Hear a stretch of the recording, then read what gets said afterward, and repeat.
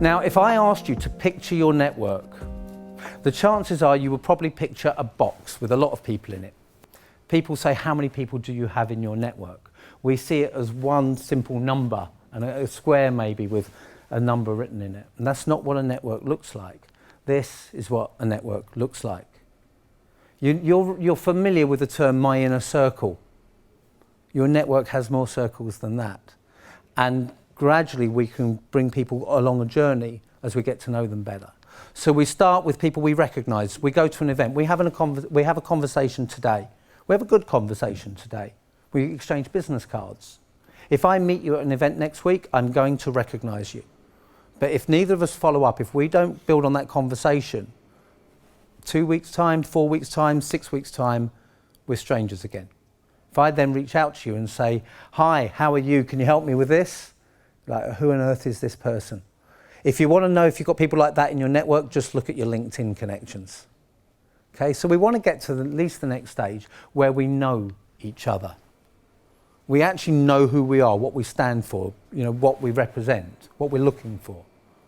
But we want to build it further and further. You see, this is where most people stop, particularly on the building network scene, if you want. So what happens is people say, you need to build your network. And people think, oh, I need more numbers. I need to meet more people. So we get lots of people in at 1 and maybe 2.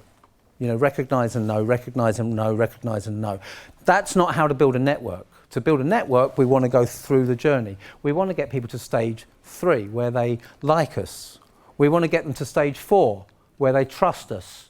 Because now we're going to start working some magic together.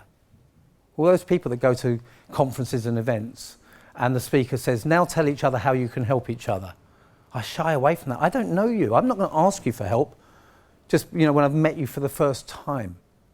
Let's build the relationship first. And then when it really gets great in the next 2 levels, we support each other. What I mean by support is if you're in my network and you're someone, let's say a supporter, I could pick up the phone to you and say, would you help me with this? And you would respond and say yes. If you reach stage 6, a champion or an advocate, wow, that's even more powerful because you don't need me to ask you. You'll just go out and support me because you believe in me. And then, as with Kelly, for example, there are some people that become a friend and they go into your personal network. Now, not everyone needs to do that, but it's lovely when it happens. And a lot of people like to separate the professional and the personal. There's so much magic when you make friends through your business. You spend so much time of your life at work. It's great when it happens, but you don't force it. That happens naturally.